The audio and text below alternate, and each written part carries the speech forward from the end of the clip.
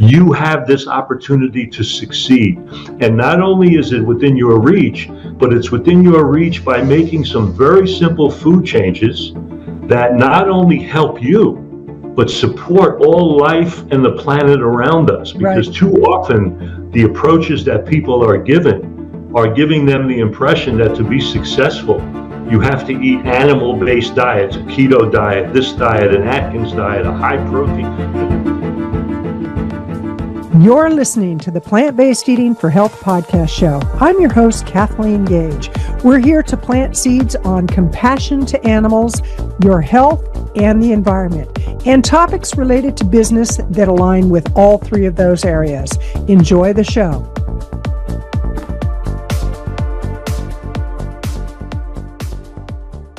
Today, I am really thrilled to have on the show Dr. Frank Sabatino. Dr. Frank Sabatino, by far, is one of the most influential people within the plant-based movement. He's been around for a long, long time. A couple of things there. One is he eats so healthy that he's had the privilege and the honor of getting older, where a lot of people now are dropping like flies. This guy is just going and going and going. He is the director of health education for the National Health Association. He is also the podcast host of the Health Science Podcast. He has so many awards, so many recognitions, too many for me to mention, that I'm going to start with welcoming you, Frank. Great to have you here.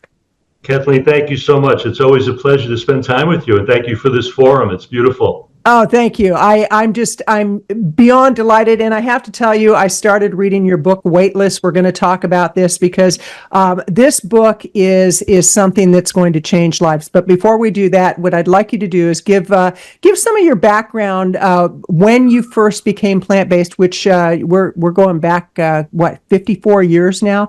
Well, I got turned on to this way of living back in the 1960s we're talking about now. Now, I didn't make a complete revolutionary change at that point, but that's when I first got exposed to the idea that plant-based living, plant food choices could actually not only prevent but reverse major serious disease. I had a lot of colitis and irritable bowel stuff as a child. And growing up in the 50s the way I did, we basically ate meat, milk. I grew up in a nice Italian household. We had a lot of cheese, a lot of meat, but we had a lot of vegetables and fruit too. But back in those days, if you think we're in the dark ages now, in some ways, think about how bizarre it was back then when, in the educational schools, the basic 4 food groups, 2 of them were meat and dairy, and all of those charts hung on the walls of all the cafeterias and all the grammar schools back then. And so, I grew up, and I tell people, up until the age of 10 or 11, I got up every morning, had breakfast with my father. It was 2 eggs, bacon, and coffee as a child in grammar school. Think about that. And I had a lot of bowel-related issues, and no one ever thought to link eating habits with bowel function. It's funny to me, even today, specialists like gastroenterologists often still don't act like eating and food has any relationship to the bowel problems that people have. So you can imagine in the 1950s how bizarre and dark it was. So I wound up wanting to be a medical doctor early. And in my college years, when I entered college in the City University of New York in Harlem in New York City, I met a man who was the father of a very good friend of mine. And he had basically collected and put together a library of alternative thinkers, natural hygiene practitioners and doctors, and a lot of information on alternative ways of taking care of yourself that were more natural. And it was there that I started reading the original works of like Herbert Shelton and some of the hygienists that really created the American Natural Hygiene Society back in the 40s. That is now the National Health Association, which is interesting. So as much as I'm the director of health education of that organization now, I was influenced by the work that actually was the basis for its creation back in the 1950s and so on. So anyway, Louis was an insurance salesman in the Bronx, and by starting to put into play plant-based nutrition, plant-based eating, I reversed all of my bowel-related issues.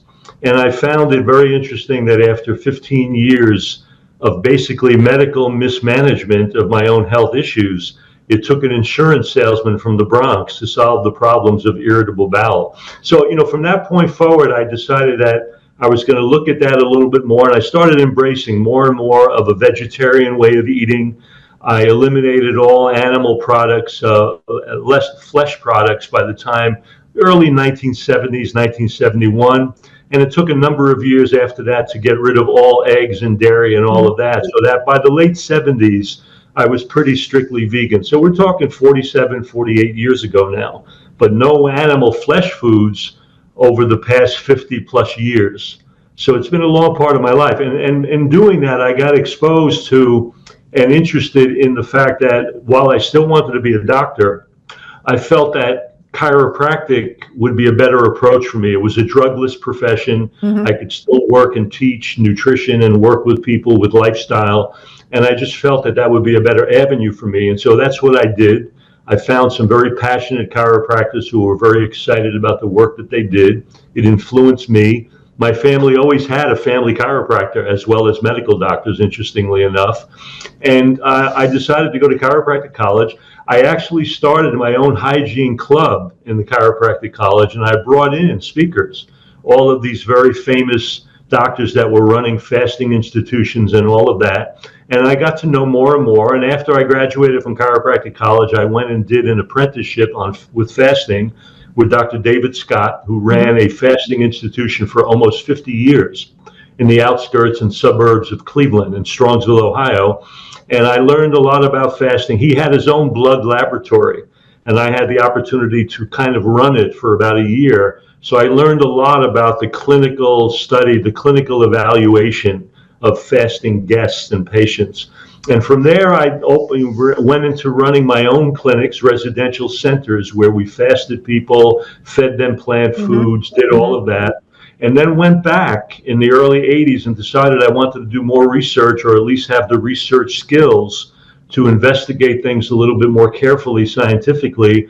And I got a fellowship to get on a PhD track at the Emory University School of Medicine, where I spent the next 5 years in the early 80s getting my PhD and master's in cell biology and neuroendocrinology, and then got a job as a postdoc after that in the largest aging research center in the world at that time at the University of Texas, where they were doing a lot of the original work on calorie restriction and aging.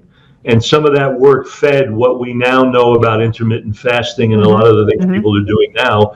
And coming out of that research center, where I was an assistant professor at the University of Texas Health Science Center, I wound up going to the Regency Health Spa, which was in the east coast of Florida. And for 24 years, I ran a residential center as the health director, having run 2 years, the Shangri-La Natural Hygiene Institute in the 70s, but 24 years there. When that closed in 2013, I ran my own center at Ocean Jade. And then I've been running retreat centers now that are not fully residential, like every month for a week or two.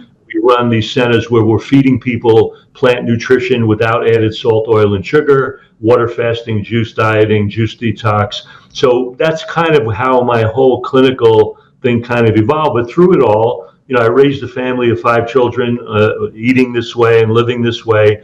And this whole vegan approach, this plant-centered, plant-exclusive approach, has really renovated my life over the past 50 years plus. And it's contributed to the quality of my life, my ability to perform and be as intact as I am in my early 70s now. And that's been a real testimony, I feel, to the power of this way of living. Absolutely. And, because I just hit 70, and I look at the vibrancy I've got compared to a lot of people my age, and what I look at you, and it's like, oh my gosh, there's proof in the way that we're living that it really does work. And, one of the things that I really appreciate about you is how you've actually taken all of this clinical experience and very, very well educated. You've got, so many degrees, and you've written a lot of articles, and now you have your new book that came out that we are going to talk about. But You've also incorporated a very spiritual side to what you do, and that appeals to me because I never really knew what ahimsa was until I started hanging out with you, and then it kind of popped up everywhere of like, oh, this is a really compassionate way to live. So how did you start incorporating the spiritual side to being a vegan and being compassionate to the animals? Well, yeah, I think when we use that word, it's a very high level abstraction, spirituality. So let's clarify it a little bit, because I think sometimes that smacks of a religiosity, like a religious connotation that I think sometimes people turn off to. It sounds a little woo-woo sometimes to some people. I look at spirituality in a very simple way, and that is because anybody can have whatever religious orientation they want. I certainly support anybody's path in terms of their religious freedom. But spirituality to me is looking at the consequences of the actions that we individually make for our own survival and self-interest, and how those choices impact life and the world around us. That's, to me, a more spiritual sense. So if I'm eating in a certain way, are my eating habits relying on industries of violence and destruction and death and things that are involved with animal abuse and climate abuse and environmental abuse? It comes a point where on some level we have to understand the impact, the consequences of the choices that we are individually making on how they're affecting things around us. Right. So to me, that's what I call a spiritual consciousness. What is that? What are those consequences? So when I adopted this way of eating for my own personal health and started to see those benefits, it's inevitable that you see that it has an impact on supporting animal rights and animal lives. You almost automatically see that it starts affecting the environment in a more positive and healthy way. When you think about the fact that we're dealing with so many catastrophic potential changes right now in the environment and in the climate, and you realize that probably 90% plus of those devastating consequences are because of our dependence on animal food production.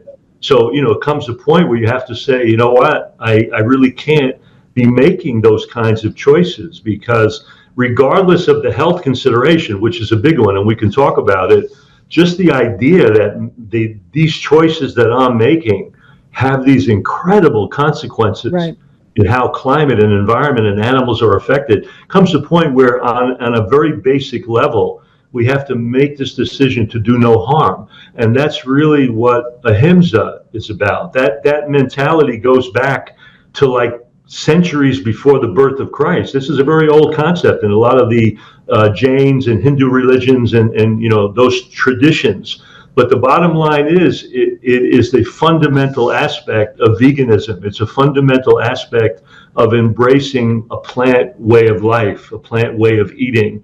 And so to me, that became just a natural development. And as a person that wanted to try to be a little bit more conscious about what's going on around me, I felt that it was imperative to embrace that way of living because of these other consequences. So I think it's important for people to embrace the idea that the consequences of what we choose to put on our plates and in our kitchens go far beyond the borders of our own homes and the borders of our own kitchens. They go out into a world that is really being affected by those choices, even on an individual level. Yeah, and I want to really address that, because I know that every time I go to the grocery store, I'm actually in a state of shock at what I see, and it gets progressively worse, where the amount of obesity. And I want to read something out of your book that I encourage people to get the book, Weightless, and I'm going to show you again the cover. It's on Amazon. It's phenomenal, and I just am digging into it, and I'm digging it. So that shows my age. But let me start with the introduction page. And,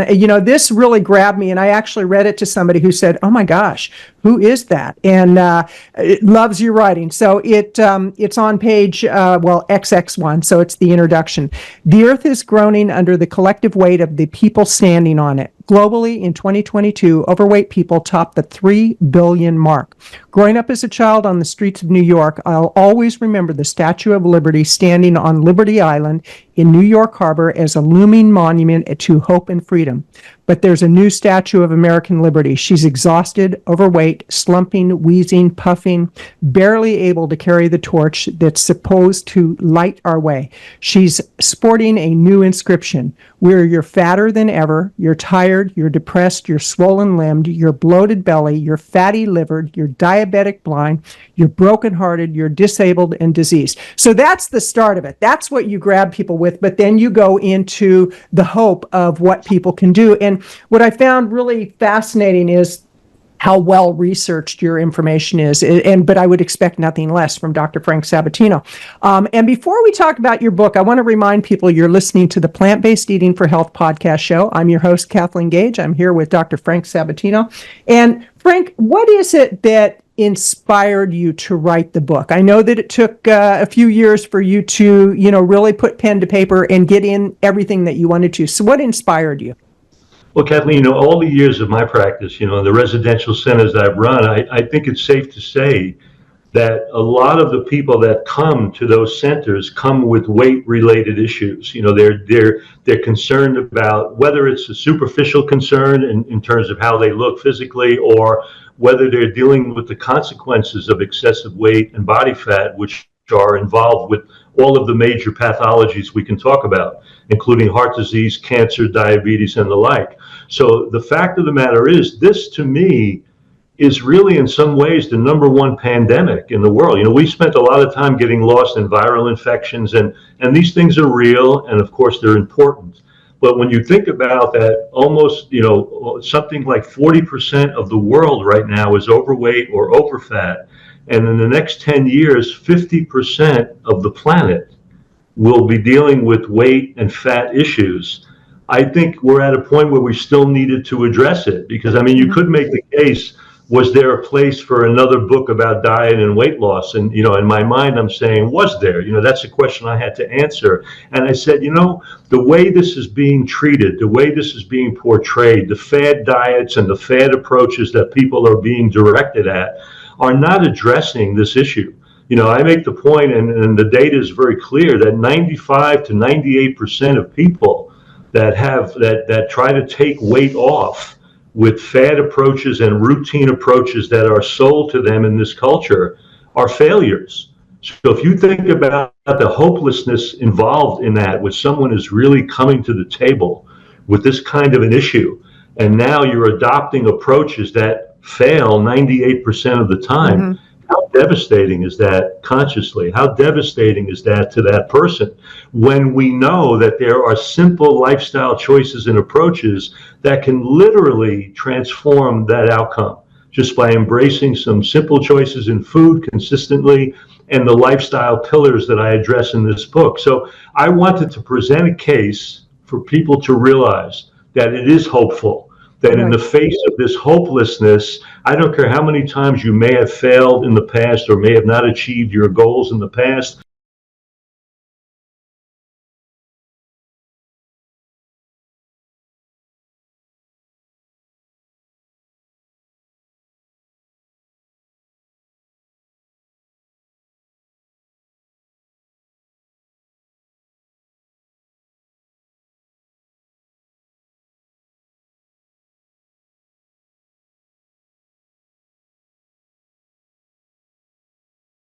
You've got to adopt medications like semaglutide, Ozempic, whatever, and you've got to adopt these approaches that provide risk. So even though in some cases they may provide some very short-term loss of weight, the person ends up mortgaging their health future in the process when they don't have to. So I wanted to hammer home a bigger picture of this story with all of the lifestyle factors in addition to food. Mm-hmm. So we cover stress and sleep and, environmental toxicity, all of that. But at the same time, hammering home that no animal, no environment has to be harmed or damaged for anyone to achieve their weight loss goals. Right. And so that was really my mentality for trying to share this information. It's hopeful. You got options.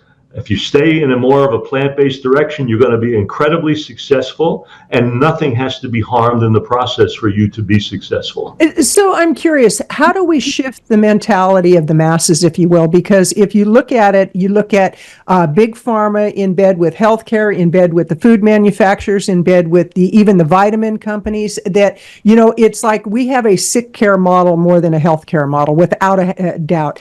And to get people to understand that they have been lied to, that, a lot of people would be shocked, even though the information is out there. You and I, we immerse ourselves in that, but the general public oftentimes doesn't. They watch the commercials on TV, which, what is it? 60 to 80% of commercials you'll see during a 1 hour program are going to be for medication. The other 20 to 40% are going to be for fast food restaurants. It's like, come on, folks. But people don't get it. So how do we start shifting that mentality? One is definitely with books like yours. And again, I want to remind people to get the book Weightless. It's on Amazon. It's an excellent read. It's an excellent. And let them know the subtitle is important, because it's Compassionate Weight Loss for Life. And that's what the subtitle of that book is, because it is a compassionate approach. This idea that there is a component of our choices that we can create unbelievable success while supporting life and the planet around us. I want to continually emphasize that, because no one has done that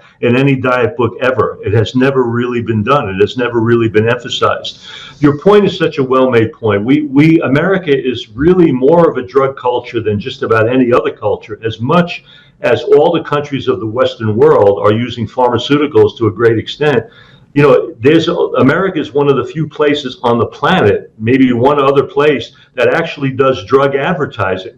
So the idea that you're looking at TV and every 5 minutes they're selling you the idea that you need to take this pharmaceutical agent to solve diabetes or weight loss or your sexual dysfunction or whatever the case may be is really reprehensible. I tell people, and just looking at a couple of things, we have, and I've mentioned this before, but we have 5% of the world's population, yet we use 95% of the drugs to treat things like attention deficit in children. We have 5% of the world's population. We use more than 80% of opiates and pain-killing medications in the world. So if you think about it, what is the rest of the world doing? How are they addressing those problems if not with drugs like we are? So it's out there, the information is available, and not only books like mine, but you've got organizations like the National Health Association. These associations and organizations are spreading that word.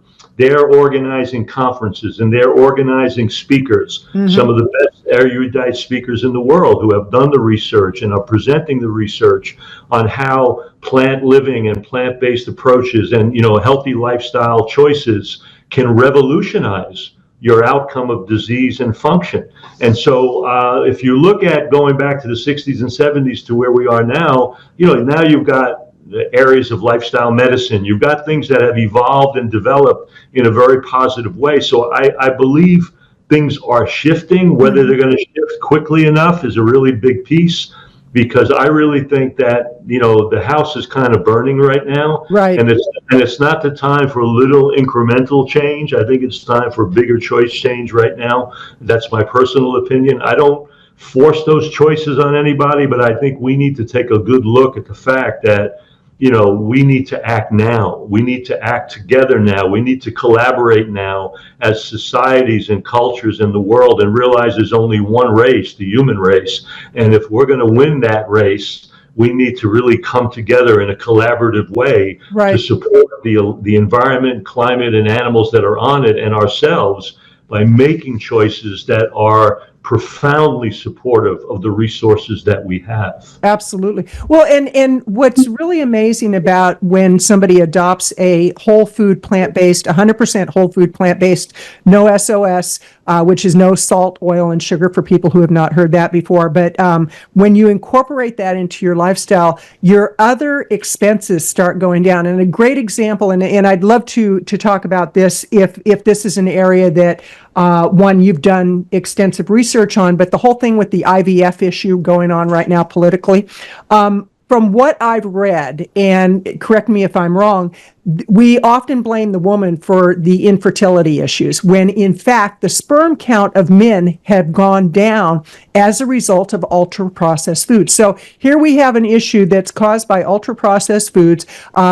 Women are having a harder time getting impregnated, and as a result, there's some processes that can help with that, which is very expensive, and now it's on the political chopping block. It's crazy. So what is the truth about infertility, ultra-processed foods, male sperm count, erectile dysfunction? I find that fascinating, because it's like, if I was a man and eating something different could give me the ability to have a good sex life, I would do it in a heartbeat, in a heartbeat. And I think you're an example of that. We're not going to talk about your sex life, but I think your question is a great question. But here's the thing: if you think about it, we have different kinds of cells in the human body, and some of those cells are what we call sex cells. So you have sperm and eggs, right? Those things exist. We have a sense that eating these ultra-processed things, these negative foods, these animal-based products that feed inflammation and oxidative stress, we have an idea of how badly these things affect our cells. Why should it be so foreign to think that they would affect our sex cells the same way? So the impact on sperm, the impact on egg connection, all of these things are also being affected by these choices. After the age of 40 in the United States, close to 50% of all men deal with erectile dysfunction. I mean, if you think about those young men, that's an unconscionable statement to make. Now, some of that obviously is on an emotional and stress level, but a lot of it is due to the vascular blockage of blood vessels feeding the whole genital sexual arena, so to speak. And so we could make the case that erectile dysfunction is heart disease of the penis. I mean, when we think about what heart disease being vascular blockage of blood vessels causing plaque and blockage, we could make the case that if it's going on in the heart, it's going on everywhere. It's going on in the kidney. It's going on in the genitals. I cannot tell you how many people, when they embrace this way of eating, who are having sexual dysfunction, all of a sudden are incredibly potent.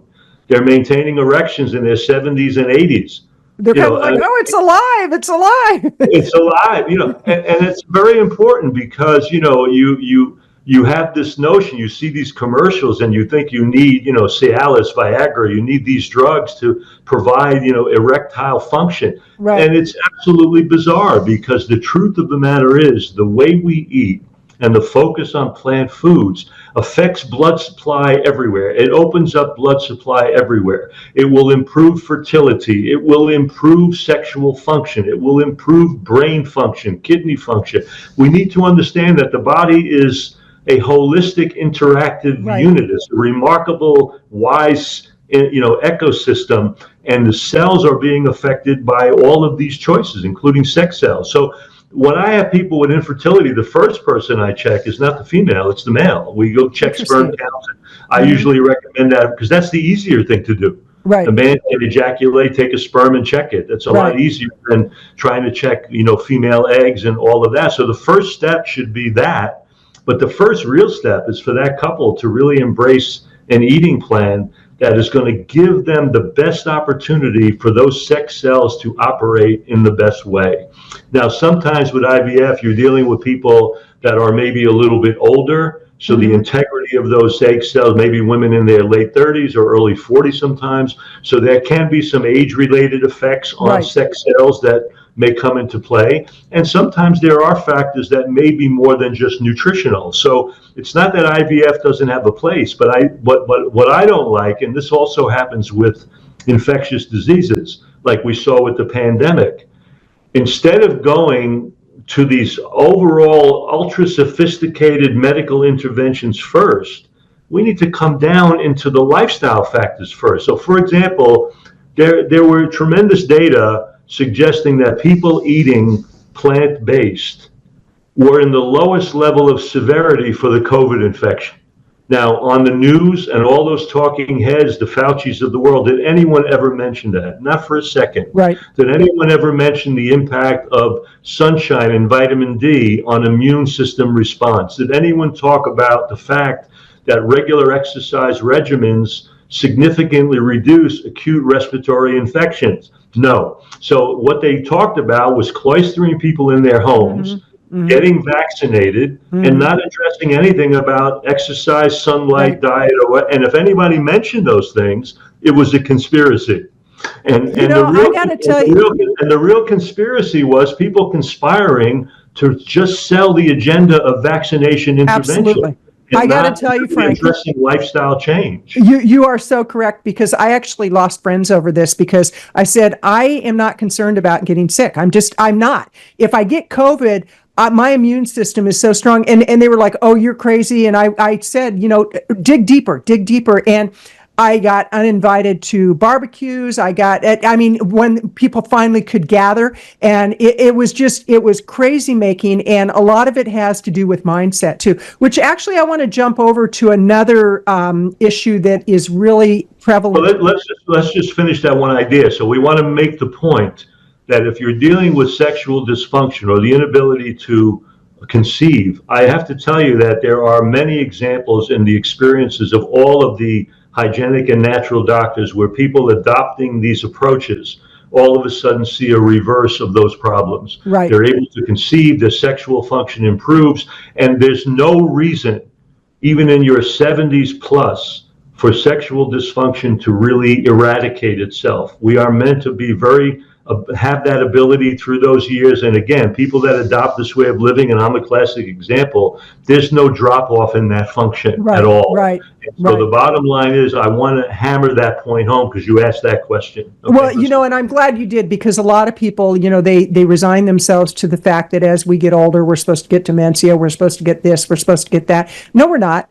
Or we're not supposed to be able to perform like we used to. And it's like, oh, a few things do change. I mean, granted, there's a few things that change, but as far as being vital and vibrant and having a passion for life, we don't have to let go of that. And, I want to jump into kind of a 30,000-foot view of the whole issue of ADHD, issues that have become they've exploded in society. And growing up, you didn't hear about ADHD. You didn't hear about autism the way we do now. Why is it so prevalent now compared to when you and I were growing up in the 50s?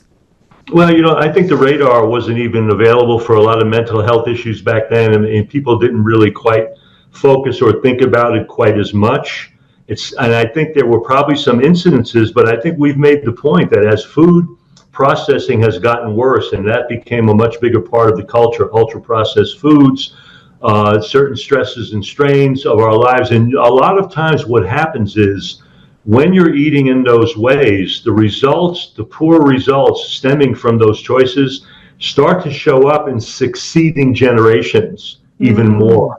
Pottinger did a study on cats called Pottinger's Cats many years ago, where he actually used populations of animals that he fed whole food versus processed foods to try to mimic what was happening in the culture at large. This was done at the University of Chicago.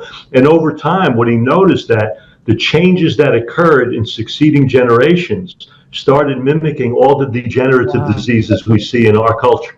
So it's not just in one generation, it happens across time. So I believe some of that has occurred. The other part of this that's been a problem is that the introduction of medications to treat these problems in their own right have fed these problems. Now that's going to sound like heresy to parts of our audience, but Robert Whitaker wrote a great book called, just slipped my mind now. Anyway, The Anatomy of an Epidemic. And in The Anatomy of an Epidemic, he tracks the idea that every time or often when these various drugs were introduced to treat depression and anxiety and bipolar disorder and so on, they only reinforce the presence of those problems. So the bottom line is, we see that the causation is actually being contributed to by the very choices that doctors and people were making to treat it. And that's not uncommon when you see how many of these drugs work, because they create a distortion, a dissonance of the flurry of neurotransmitters that are involved in human behavior. And if you're taking these drugs routinely, benzodiazepines are a classic example, things like Xanax and Ativan and things of that nature. They cause a whole process of addiction. they reinforce insomnia, they reinforce depression, anxiety, and they're used to treat those very problems. So again, we look at the evolution of these problems across time. They are the succeeding use of processed foods in succeeding generations of people, plus medical interventions and drug choices that are only reinforcing those problems. And it's not that these problems don't exist, but they often become remarkably overdiagnosed. So for example, if you have a child in a classroom that's a brilliant child and bored to tears and is now very active because they're just bored and they can't fit in with the general population, they can be almost automatically diagnosed with attention deficit. Right. When in fact it may be that there's no reason for them to have attention to the nonsense that they're being shared with. And of course, what happens is for many teachers, the classrooms can have 30, 40 students. Right. And if you have one or two outliers, it becomes impossible. So everybody has to kind of fit the mold of the ongoing level of mediocrity, the mean, to kind of fit into the mean. And that's why these children sometimes that are kind of exploding out of the mean are really medically handcuffed, medically incarcerated, so that they fit in.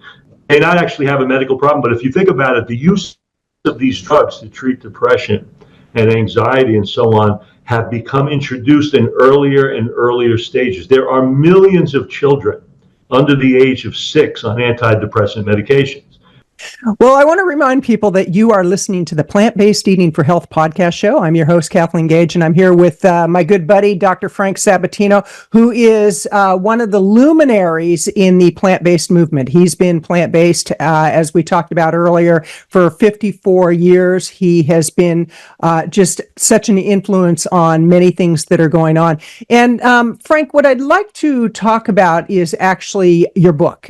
We've talked a little bit about Weightless, and this book covers everything from A to Z on how to live a healthy life, including the eating, but there's much more to it than that. So share with the people listening, what is it about the book that makes it so unique, and what motivated you to write the book? Well, there are two things that I think make it unique. Number one, when we look at the idea of sustainable long-term weight loss success, and I think that's what we want to address, because there's a lot of fad approaches, there's a lot of quick fix approaches that kind of generate some short-term response where you can lose some pounds, but too many of these approaches are grounded in either animal-based foods or they're grounded in drug approaches that urge the person to kind of mortgage their health future in the process.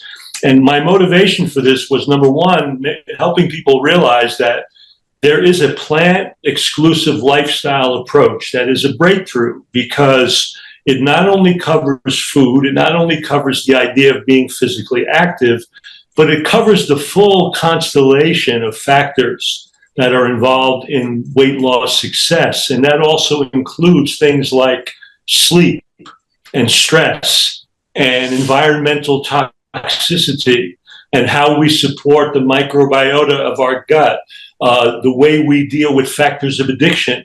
So I wanted to kind of get it all in one place. Now, this book could have been probably 3 or 4 books, frankly, but I wanted to make sure that the person could go to this book and get the full picture, the full Monty, while reinforcing the idea that when you make choices for your sustainable success, you're also remarkably improving the outcome of animal rights and animal lives, as well as the health of the planet itself. So that was my motivation, to get it all in one place. And after so many decades of working with people with weight issues, seeing the hopelessness that occurs and the constant failure, we made the point that when people opt for typical dietary and fad approaches, they are about 95 to 98% unsuccessful. I mean, the weight you take off, you will put back on in 95 to 98% of the cases. So we wanted something that was going to be more hopeful. And this was the opportunity then, by embracing this more lifestyle approach and understanding the impact of these other lifestyle factors, you now have more tools in your toolbox to approach this for sustainable success. And regardless of how many times you may have failed in the past, there's a hopefulness to this. You have a great opportunity. So not only did I put the data in there, not only did I put the science in there, I gave strategies, jumpstart programs, eating out in the real world, strategies for a meditative process for stress reduction. I have strategies for improving sleep. I have strategies for improving, what you're dealing with in addiction. So all of these things can be remarkably affected and presented in this book for people to use. So it's a very practical manual as well. Two that I want to talk about, because there's a lot of information out there about the food and eat whole food, plant-based, and the two that really intrigue me, because sometimes I sleep really well, other times I don't, and I'll wake up at usually around 1 or 2 o'clock in the morning, and the temptation is go online, check out Facebook, and blah blah blah. And I know that's not a healthy thing to do. So let's talk about sleep and some of the strategies, and then let's talk about meditation and why is that so important? Because years ago, that used to be totally woo-woo. It was like if you heard the word meditation, it was like, oh, those are those hippy-dippy people. And now corporations are actually bringing in experts to teach teams how to, if you will, get calm, get centered, do whatever it is. So let's talk first of all about sleep. Why is that so important? What are the ramifications for not getting a good night's sleep? And what are the strategies to get a good night's sleep? And then let's talk meditation. Yeah. I would say that sleep and stress are probably two of the biggest missing links in the weight loss story, because as you make a point, for many years, no one even thought about the relationship of those things to weight control, for sure, or body fat and weight loss. And, so they weren't really discussed and implemented on a more regular basis in people trying to be successful. We now know that when we sleep, or the need for sleep, is actually quite profound. In fact, as adults, we need a minimum of at least 6 hours of sleep a night. Probably 6 to 8 is better. And as children going into teenage years, closer to 9 to 10. And so what we now know is that if we are sleeping less than 6 hours on a regular basis, we're dealing with a phenomenon that we'll call sleep deficiency, pure and simple. There's a deficiency. We now know that sleep deficiency is one of the leading risk factors for dramatically increasing cardiovascular disease, type 2 diabetes, and as it turns out, weight gain. And the good question is, how does sleep deficiency program weight gain? Why would that even be an issue? So we now know that there are 4 different ways that sleep deficiency programs weight gain, or at least problems associated with weight gain. Number one, when we are sleep deprived, the body perceives that as a major stressful event. So it actually perceives that, as much as we think it's nothing, it kind of perceives that as if you're being attacked by a tiger. So it triggers the response, the stress response, the fight or flight response in the body, where we trigger the release of cortisol, which is the hormone that is triggered and released when the body's dealing with a threatening circumstance. So our threat physiology releases cortisol. Now, cortisol is intriguing because it plays a role in helping us deal with a stressful event, but it also has an affinity, a love affair with fat cells in the abdominal region. So it tends to promote the increase in visceral belly fat that is such a compromise. And for the longest time, this used to be the male pattern of weight gain. Women would get more of like hippie and kind of hormonal saddlebaggy weight gain on the thighs and the hips. But guess what? While women may not have caught up with equal pay in the marketplace, they sure as heck caught up with equal stress. And so we see that as much in women. Here's the interesting thing. When abdominal or visceral belly fat increases, the risk for type 2 diabetes and heart disease goes through the roof. So it's no mystery why, as that has even increased in women now, the number one killer in women is heart disease as much as it is in men. And for many years, it wasn't. So cortisol triggers inflammation in the body, inflammation in the gut, which actually damages gut flora, which play a major role, that microbiome, and we can talk about this, for how the body creates satiety and satisfaction with food. So overeating and addiction can be linked with the integrity of our microbiota. If we want to go there, we can chat. Yeah, let's talk a little bit about that. We'll come back to that, because I think that's a really important piece, because it plays a role in this drug story that people are doing now with like Ozempic and all of that. And we can link those two for our viewers, which I think will be great. So cortisol is released, and it triggers an abdominal. Cortisol activates an enzyme in the body called lipoprotein lipase, which is a fat-making enzyme. So it not only increases the activity of enzymes that make fat, but cortisol actually gets into our gene pool and triggers the genetic production of that fat-making enzyme. So think about that. Just sleep deficiency, hormonal release that's triggering fat and weight gain. Sleep number 2 problem, it increases the problem of insulin resistance. So insulin is the hormone released by the pancreas that helps us move sugar from the bloodstream into our cells, where it can be produced or transformed into energy for all the cellular function of the body. When insulin is not working well, insulin doesn't attach as well, sugar can't enter those cells, sugar starts to rise in the bloodstream, and elevated blood sugar is an incredibly toxic condition in the body. So the body tries to protect us against the toxic effects of blood sugar by converting it into fat and weight gain. So it triggers another pathway for fat deposition. And the bottom line is, we know that insulin resistance, because sugar is not entering cells, cells become starved for sugar. So because sugar is incredibly important for producing energy at a cellular level. So when a cell's not getting enough sugar for energy, what do you think you're going to crave? What do you think I'm going to crave? Sugar. Wow. So increased sugar craving follows on the heels of sleep deprivation. Think about this, for our viewers especially. How many times maybe you were so stressed out, you didn't sleep well, and you started noticing that you had an increased inclination, an interest in more refined sugar and garbagey food. And this is exactly what we see for people that do shift work and all of that. Now, the last 2 things are really important. There is a hormone in the body, short-acting hormone called ghrelin, Grelin, and it's a natural appetite stimulant. So when we need food, the body releases that hormone and we go and get it.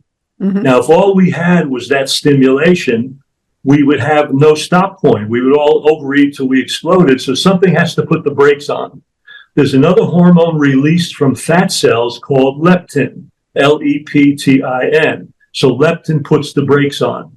Here's the interesting piece. When people sleep less than 6 hours a night, there is a remarkable, significant increase in the hormone that stimulates appetite and a remarkable decrease in the hormone that tells you to stop eating. So we tend to overeat. And because you've got insulin resistance, what do you think we're going to overeat? On all refined and garbagey food. So sleep deficiency, from a stress level, from an insulin, from a hormonal level, and from the hormones that regulate appetite, is remarkably contributing to overeating and eating the very refined foods that only trigger abnormal weight gain. So we've got to get that sleep pattern up into that 6 to 8 hour range a night. Now, as you get older, many times there is interruption to sleep, but you've got to do what you can to help it. We now know that, for example, in a room, the room needs to be absolutely cold and dark, no light at all, and especially not green or blue light associated with computer screens and phones. That's why if you have disturbed sleep at night, the last thing you want to do is put on a phone or a computer, because what will happen is it'll trigger your brain to believe that it's time to get up, and that triggers that activity. If you have any light at all, it needs to be a light closer to something that's red or a deep red light. That triggers the release of melatonin from the brain. So melatonin is the kind of the brain's expression of darkness. We also know that taking a very hot bath before bedtime can be useful because it creates a reactive cooling effect. We sleep better when the body is cooler at night, and that's why we want the room dark and cool. And so we don't want any stimulants.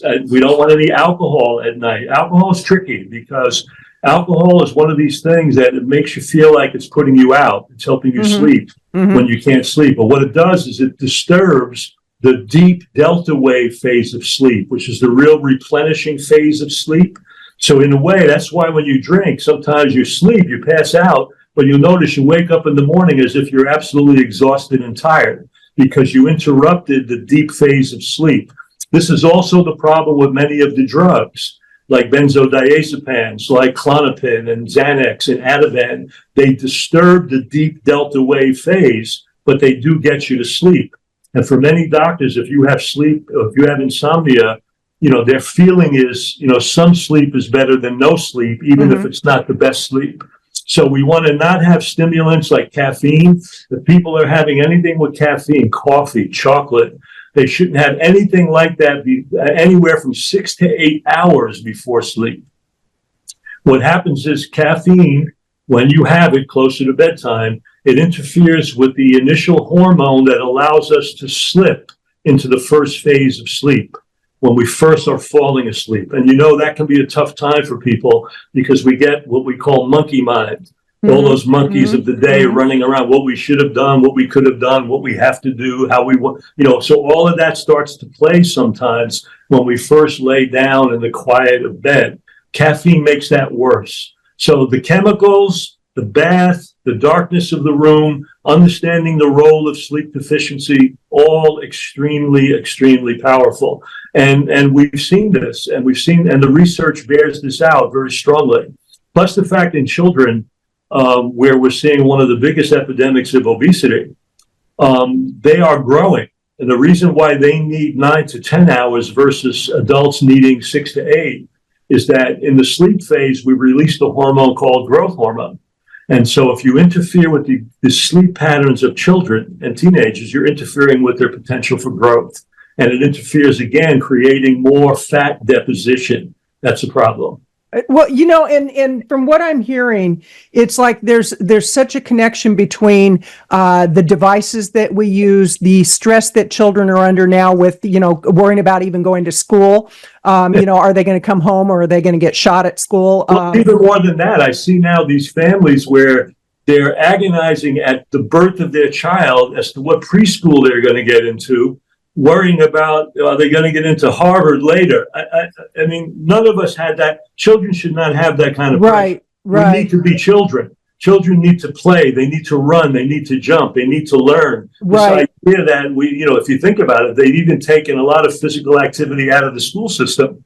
And, when we grew up, we had gym. You ran, you played, and a lot of that is gone. And these kids are expected to sit through these long hours of boring classes and then do homework. And then maybe they're in a sports team. Maybe they're sleeping 4 or 5 hours a night themselves. It's a problem. So we need to really look at how we're driving our children insane, basically. So if nothing else, your book will help people to identify that issue in their family, not just in themselves, but in their family. Absolutely. And then there's some great solutions to that, which really leads into one of the other strategies that I'm sure helps with sleep. And talk to us about the importance of meditation. Well, we've already alluded to the connection here. We made the point that when the body is sleep deprived, it's under a state of stress. So the body releases stress hormones. People need to realize that the fight or flight response is a very big part of, how we are interacting with the world, with our lives. And that fight or flight response was actually evolved to help us deal with things that are threatening us so that we can survive. It's a survival tool. The problem is that survival tool was based on our ability to respond very effectively in the present moment to any threat that's occurring, and then deal with that, and then move on with our lives. The problem in modern times is we're no longer effectively dealing in present time. We're not dealing with the tribes and animals of the past, the threats. We're now dealing with the abstractions of human communication, the ambiguities of relationships, so that instead of getting really focused in the present moment for what we need to deal with, we often get lost in the sorrows and traumas of the past, or we become incredibly apprehensive and fearful about our insecure future. Well, the truth is the past already occurred, and the future may or may not occur. Nothing's guaranteed. So when you're operating out of that present moment, you become woefully ineffective in dealing with the stress that you have at hand. So a lot of the tools for stress management are tools that bring us very effectively in present time. And meditation, yoga, all of these kinds of stress response tools are tools of that nature. They help us become more, kind of identify more in present time, allow us to step back from the chatter of our own lives so that we can go inside, we can be more introspective, we could, what I like the phrase, and I use it for Virginia Satir in my book, who was a family therapist, where we can go inside to connect with that sacred treasure that's called by our name, that divine part of who we are, that inner sanctum, that inner treasure that we all are. We all have that. That's who we are. You know, a lot of what happens out here in this material world is a lot of it can be very much of an illusion because, you know, we're getting lost in the past, we're worried about the future. So meditation is one tool that we have found literally reduces cortisol, it reduces the stress process. We find people that are meditating routinely can have as much as 50% less craving than people who don't meditate. We find that people that do some, and again, the effective dose of meditation is no more than like 10 to 12 minutes. That was going to be my next question. It's like, how much is enough and what's too much? You know, in the past, they used to talk, you know, when you learn things like transcendental meditation, things of that nature, they used to recommend 20 minutes in the morning, 20 minutes. Right. And again, sometimes that's a little oppressive for people with their schedules. What we're finding now is just as little as 10 to 12 minutes a day, where you step back from the chatter of your life. That may be meditating, that may be putting on some peaceful music. That is just really stepping back from all of those things that are constantly demanding our attention and pulling us outside of ourselves. And in the book, I actually have a couple of progressive relaxation processes. I have some mindful eating practices that are all simple meditative techniques that the body can do. It doesn't take much, but the bottom line is we only need a few minutes a day. 10 minutes or so a day is really helpful. And if you're able to get to a place of mindfulness, which is very difficult in our culture, then every act of our lives becomes an act of meditation. Right. It's important for people to realize that we, as busy as our lives are, we need to have those moments when we can step back from the chatter of our own lives. And that really is a nurturing part of how we need to look at our lives, to really take a better position in really helping us deal with the tensions and stresses that are creating this disturbance. People don't realize that when we have the normal fight or flight response, which is the normal way that the body survives against any threat, the actions of that fight or flight response are under the direct control of a part of our nervous system called the sympathetic nervous system. So it creates what we call sympathetic responses. So there's an increase in blood pressure. There's a decrease in digestive function. The immune system is suppressed. A lot of things that don't sound very good, but they have certain role in the early stages of dealing with stress. But if that stress continues beyond our ability to effectively handle it, and that sympathetic system overrides our daily life, then that high blood pressure, which was created for our benefit, now becomes a condition of chronic disease. That elevated cholesterol, which was created for our benefit, now becomes a condition of chronic disease. That decrease in the function of the immune system now becomes chronically suppressed immunity and becomes a condition of chronic disease. So that's why there are a number of researchers who feel that more than 80% of everything we suffer with in diseases are basically the result of chronic stress that we're not, handling well. And the other thing that's important is that when the body tries to adapt to stressful situations, it does it in a 3-step process. Initially, there's an alarm that triggers the body that something's wrong, and the body creates that cortisol release, and it creates some neurotransmitter release with noradrenaline and things of that nature that create those fight or flight symptoms, elevated blood pressure, increased muscle tension, etc. But if the stress continues because we're not discharging it, then the body has to resist. So we're kind of exhausting those glands, the adrenals and the thyroid more and more. And if the stress continues beyond our ability to handle it, we move into the third phase of exhaustion. And in exhaustion, the thyroid, the adrenal glands are all run down. And these glands are not only involved in stress response, they're also the glands involved in metabolism. So chronic stress leads to our inability to take weight off, or if we take weight off, our inability to keep it off. Right. So there's a unique relationship between stress and weight regulation and body fat regulation and sleep deficiency as a component of major stress.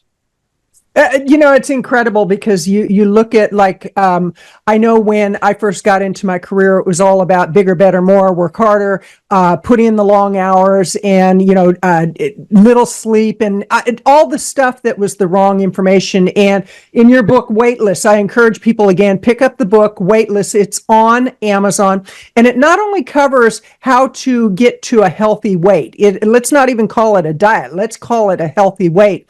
But it covers things like sleep, meditation, the stressors of life. And this is a phenomenal book. And like you said, Frank, this could be 3 books in one. So let me go one step further on that statement you just made. Okay. I think when I wrote this book, my idea was that I wanted to present kind of 3 things in it. I wanted to present the anecdote of what I have observed. I wanted to present the science that backs some of what I was trying to present. And then I wanted to provide a major component of self-help. So it covers those 3 areas. And I don't want people to think that this is just a science book on weight loss. It's not. What I do want to impart is that when we look at science, science always tells us the how things kind of occur. It never really addresses the why. I want our audience to understand that. Human behavior is motivated by a lot of why, not just how. I can tell you everything about how something works or what we think how it works up to what we know now, and that's great. That's still not going to be how you motivate your choice and behavior. So the final section of this whole book is about all of those factors. What is the why we make those choices that we do? What are the psychological and emotional factors that are triggering how we create or the why we create the pattern of addiction, or the why we have problems with the body image that we do, or the way we love ourselves or forgive ourselves in our relationships. So it's very important in human beings to not only present the how, we have to discuss the why. And I went out of my way to make sure that we did that in this book. I love it. And Frank, how do people find you? What's the easiest way for them to find you online? Or there's a couple of things. First of all, I run my monthly retreats out of a website called balanceforlifeflorida.com is one issue. And the other is that just drfranksabatino.com is my personal website. And so there's some things on that. But the balanceforlifeflorida.com has, because I create these monthly retreats where we're doing water fasting, juice detox, and eating SOS-free nutrition. And we do that on a monthly basis for a week. So that's kind of where I hang my hat right now. I also do consultations privately on what's called Dr. Sabatino at TrueNorthHealth.com. So I do consultations through the True North Health Program, which is a fasting institution in California. I'm not on their staff, but Dr. Goldhammer and I know each other almost 40 years, and I agreed to do consultations on their service. So if someone wants private consultation with me, that's how you would do it. Wonderful. Dr. Sabatino at TrueNorthHealth.com. Okay, and we'll make sure that's all in the show notes so that people have access to that. And, you just triggered something which is to do with fasting, because myself, I've been a yo-yo dieter all my life. And when I finally found the holy grail of eating, it was whole food plant-based. And it's amazing how I had given up on diets. I was 64 at the time. That was 6 years ago. And I had given up on diets, and I swore off the yo-yoing, and I just accepted the fact that as an older woman, I was getting heavier, and that was just the way it was, and yada, yada, yada. And it was due to inflammation that I first started whole food plant-based eating. And what I have found is there's whole food plant-based eating, which is 100% no SOS. That's the healthiest for me. I know that to be true. And then there's calling myself vegan, because I am vegan, but then eating vegan junk food. And it's like, okay, that's just as bad as being a carnivore eating junk food. It's like, well, it's not as bad because it's compassionate to the animals, but it's really getting honest with ourselves about what the truth is. And what I found is when I eat whole food plant-based, I I get to an ideal weight. I have energy. I have vitality. I feel sexy at 70 years old. It's pretty amazing. And yet I also know that I've been victim to the fasting crazes that go on. Talk to us about why water fasting is healthy when medically supervised. That's the big key right there.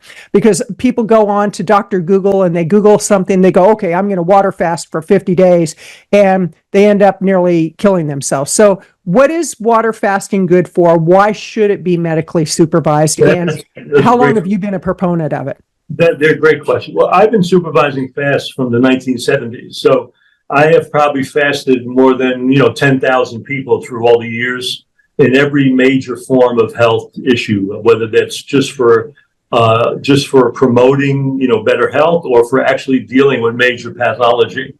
Let me just say this right off the bat. When we say fasting, I define that as water-only fasting, which means complete abstinence of all food except for the intake of water for some period of time.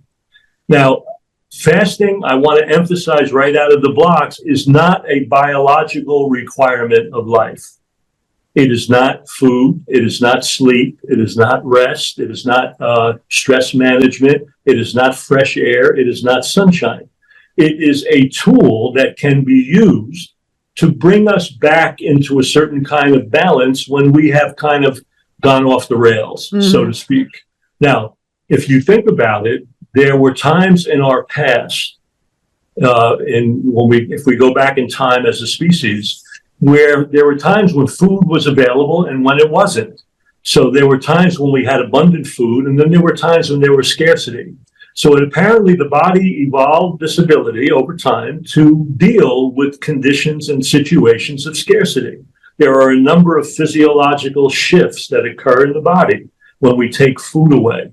We've come to find out that a number of these physiological shifts promote remarkable detoxification. They promote a reduction of inflammation. They promote even weight change, because in a water fasting state, the body has to create energy from something.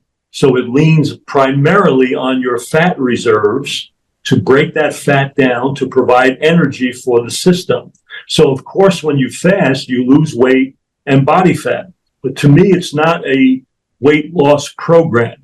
It's a program that helps you trigger the metabolic efficiency that will help you be very successful across time. If you think about it, you're going to be eating 99% of your life, and fasting, if you do, maybe that much. So what really becomes important is, what are you doing when you're eating? And that's why the plant-powered approach is really the foundation. Now, fasting can be very useful. You made the point. You were dealing with inflammation in your life. Fasting is very profound for rapidly reducing inflammation. So people with inflammatory diseases, even autoimmune diseases like rheumatoid arthritis or things of that nature, respond incredibly well quickly to fasting states. People that have asthma, people that have, now we even know that certain forms of cancer respond very well to fasting, because in fasting, when I take food away, the body shifts from being a more growth and active cycle into what we call maintenance and repair. So it triggers a certain kind of house cleaning. And that house cleaning is referred to in some ways as the process called autophagy. And autophagy is the way the cells actually step up their house cleaning function. And they actually sustain life in the absence of food, by leaning on the debris of cells, old damaged stuff, body fat, all of that. So it has value for that. Now, because the system is going into such a provocative detoxification and physiological change, we typically recommend doing it in a monitored state, because things can come up. The body's wise, in its wisdom. If it's going to start to heal and detoxify, it can start removing things from the body in every opening that it has, the vagina, the skin, the lungs, and symptoms can come up. And the fact of the matter is, when people fast, they've got a whole history that they're bringing to the fast, layers of change emotionally, physically, physiologically. So what's going to happen during a fast, we never really quite know exactly. For the most part, it's pretty stable. But when we're doing fasts, we're checking vital signs twice a day. blood pressure, pulses, temperature, urine analysis. We do a pre-evaluation with blood work. If someone's fasting long-term, we may do blood work once a week. So there's a standard of care that all of the fasting docs, the docs that are in the association that I'm in, that have trained specifically in fasting care, we have a standard of care that we kind of all ascribe to. Now, could someone fast a couple of days at home, 2 or 3? You probably could, but even then, blood sugar levels are dropping, stuff may occur that you may be uncomfortable with, that you may be afraid of. So having that person that you can lean on in a monitoring and counseling kind of way, we typically recommend that. And especially for people that are going to fast 4, 5, 7 days and longer. Right. In my opinion, it's in your best interest to do it preferably in a center or a place with monitoring. Now, the problem with fasting at home is, though, although that sounds like that could be cool, the problem at home is there's always something that seems to come up that distracts you in the fast. There's always something with family or work, or you find ways to kind of and fasting is really a resting process. So we want to harbor that energy in the resting state for what the body needs to do. In this case, repair, healing, and so on. So we don't recommend activity. We recommend absolute rest. We recommend quiet, a comfortable, clean environment, making sure you have adequate water to hydrate on a daily basis, and just being very careful and very quiet. It's a resting process. So that's why I feel that it needs to be monitored. It's not just a weight loss tool, because a lot of times whatever weight you lose is a certain amount that will come back on. Right. But it can trigger the beginning of a very useful process. And it also helps with addiction. So it can help you get on track and stay on track with your diet. And that's a really useful tool. Right. Now, when you say addiction, are you talking addiction to food, addiction to drugs, addiction to alcohol? Addiction to anything. Addiction to anything. But many times people only think about food addiction when we talk about weight loss. But the truth is, we're talking about generally the addictive process. It allows the body to detoxify. It allows the body to reboot the chemistry of the brain reward cascade. It allows the body to reboot the integrity of the microbiota, the microbiome in the gut. So there are a lot of beneficial physiological changes that set you up for being on a better track when you come off the fast. You know, that's so good to know, because actually I've been without alcohol for nearly 41 years. I have a very addictive personality, and I was very sociably unacceptable when I drank. That was just a fact of life. And I do know there's a lot of parallels between the eating process and the alcohol process. It's like there's times where, one wouldn't hurt. Well, one would hurt, just like with sugar. So, you know, I love the way you've explained everything, and I do encourage people to grab the book and get a copy and give yourself time to really absorb it. It's a very pleasant read. I have to say that the way you write is quite easy to understand, even though you do get into some science. And that actually takes me into the next direction I want to go with you, Frank, is talk about your recommendation to somebody thinking about writing a book, because I know this took you a while. You had a great publisher, a great editor. So what can you recommend as a published author to somebody thinking about writing a book? That's a great question, because I started the notes on this book a long time ago, and then I kind of put it down. And then as time progressed, I said, you know, does the world need this as another book out there? Does the world need another book concerned with weight and body fat and weight regulation and all that? And when I looked at the fact that this pandemic was escalating, I said, yeah, I guess it does. And it needs the bigger picture book. So my first advice is, you know, do you have something that you really need to say?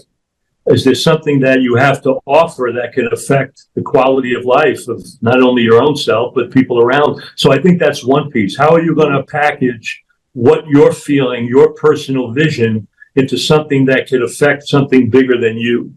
And I think that's something to think about. I think when you're putting your book together, what is the contribution I'm making to the world at large? And I always like to have a kind of a bigger picture of what my choices may be doing out in the world. That's just me.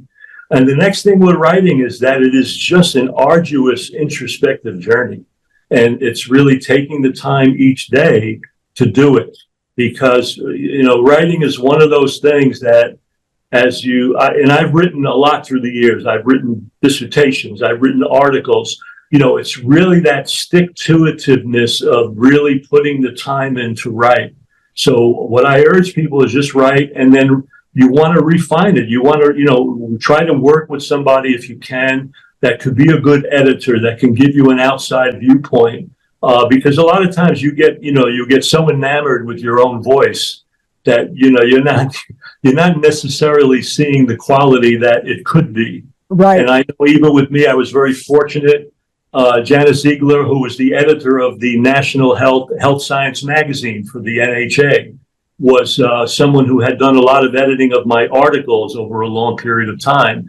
And I reached out to Janice to be my editor on the book, and she said yes. And I was very grateful because she knows how I write. She knows my style. So having a good editor is very helpful. Having a good publisher behind you is helpful because they also will be involved in seeing, what's the flow through of your book? Is it actually saying and flowing the way you want it to be?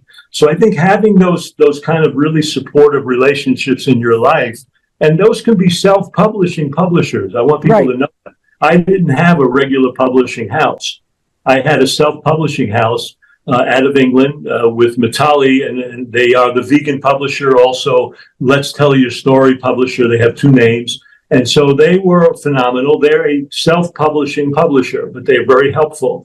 And then I had Janice. So those two people, between the three of us, we really banged this thing out. And Janice really helped because there were times when, I'll be frank, some of what I wrote, I was thinking that it was fantastic. And Janice would be like, That's a good editor, and having the courage to say something, And I had to deal with the fact that maybe it was a little bit of crap, I mean, look, it's part of, when you're a writer, there's ego, that. You're attached to what you write. You're attached to your vision. There's an ego part of that. And as much as I've been a professional that long, you can imagine the ego is even more invested in a certain way. Right. So I had to overcome that. And I'm pretty good, having been in science.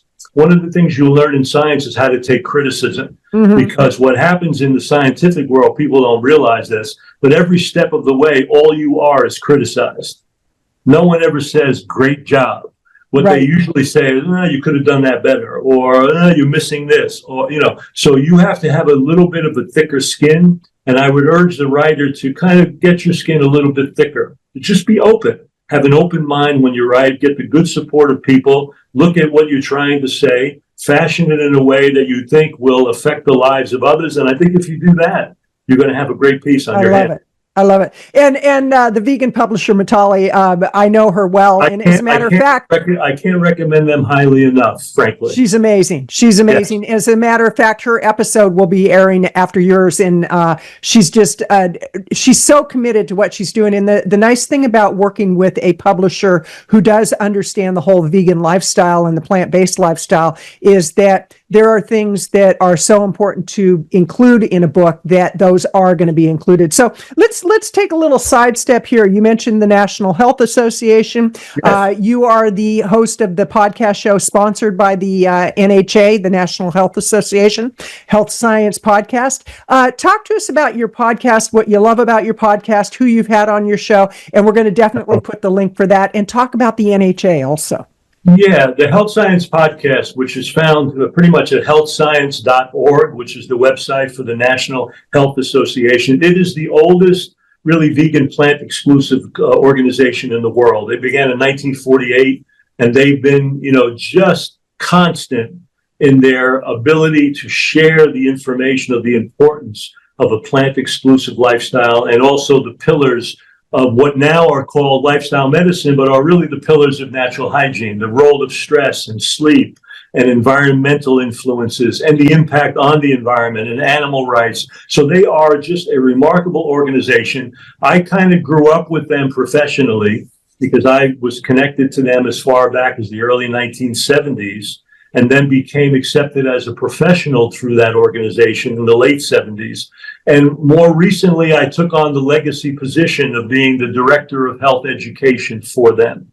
And that's how I became the host of the Health Science Podcast, and also writing for their website and writing articles for the amazing magazine called Health Science, that comes out, I think, 4 times a year. Mm-hmm. And what I love about the organization is they're not commercial. They don't have any commercials. They're not selling anything other than they're selling you on you, the power of healing within and those lifestyle factors that can get you there. And they bring in the most incredible speakers in the world at their conferences, which are held annually at the end of June, typically in Cleveland. And these are some of the most erudite and established experts in the field of plant-based nutrition and environmental impact and so on and so forth. So it's a remarkable, remarkable organization that I'm very proud to not only be a part of, but to be a part of the legacy as it moves forward. And that's why I do what I can to kind of promote this organization in any way that I can, because I feel that much in my heart about who they are. And as far as the Health Science Podcast, it's interesting. And we could say this, you're the production, you're part of the production team of this incredible podcast. And frankly, without you, it wouldn't happen for me. Thank you. You and V. Lynn have been off the charts, wonderful. But what was intriguing is that I had never really been on that side of the microphone. I was always the one being interviewed. So when this was presented to me, I was kind of like, well, am I going to do a good enough job in being the person that's on the other side of this microphone and highlighting, guests and the people that come on? And as it turned out, it's been absolutely magical in a way, because we've had the most amazing people, including doctors, like all the docs that people know, Michael Clapper, Joel Furman, Alan Goldhammer, all of these kind of Caldwell Esselstyn, Colin Campbell. We've had the most profound names in the field of plant-based living, but also many other people in all walks of life that are supporting plant-based living and the psychology of plant-based living and animal rights. And, we've had people running sanctuaries, and we've had Ron Weiss from Ethos Farms up in the north. We've had Mark Beckhoff, who's one of the premier animal communicators in the world. We've had so many amazing people, including street people that have done a lot with their work, starting out with struggles on the street, with addiction and so on, that have risen to the place of really creating organizations that are changing people's lives. And the diversity of women and people of color and people of all walks of life. I'm very proud of the podcast. Because we really created something that when I go out, it's interesting, as many things as I've done in my life, when I go to conferences and so on, the thing that keeps coming back is people come up telling me how much they love the podcast. Right. And I love that. I'm like, wow, thank you. Because when you're doing it, you don't really quite know who you're touching. Exactly. It's amazing how many people look forward to this and are so excited about the podcast, and they love it. So I'm happy about that. Well, and we'll make sure to put the link to the podcast show in the show notes also. And I encourage people, go to the healthscience.org website, check out everything. And Frank, one thing I have to say is you do such great research on your guests. It's like, and you pull out of them things that they're like, wow, nobody's ever gone that deep. And so I encourage people to definitely check out your podcast. And, Frank, I want to say this has been delightful having a conversation with you. I really, really appreciate all you do. I adore you. I think you're just the cat's meow, if you will. And in closing, what are your final thoughts for people?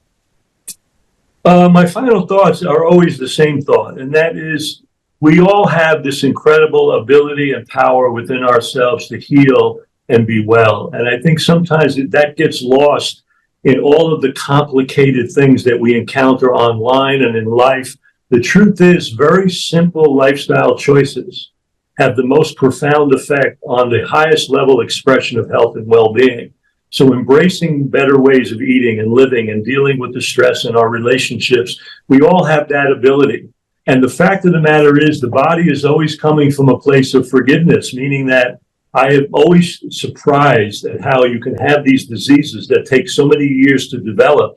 And by just putting into play some very positive choices, even for months to a year or two, you can reverse these devastating things. I urge you to love yourself. I urge you to have compassion for yourself and the world around you. This plant approach really does that. I urge you to have hope, because there is hope in your ability to heal and recover and reverse the most serious pathologies.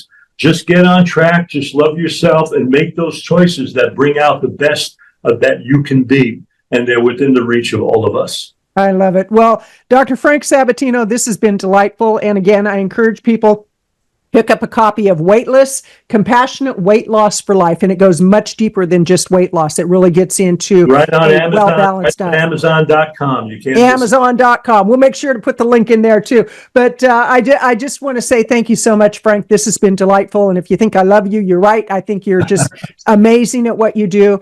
And this is Kathleen Gage with the Plant-Based Eating for Health podcast show. I encourage the people that are listening and watching to really think about the choices you make on a daily basis, because you do have more power than you might be giving yourself credit for. Daily choices, daily changes can make a world of difference. I wish you much health, much compassion, much success. Have a great day. You've been listening to the Plant-Based Eating for Health podcast show. I'm your host, Kathleen Gage, inviting you to subscribe to this channel wherever you're listening or watching the show. And please let your friends know about the Plant-Based Eating for Health podcast show. Live healthy.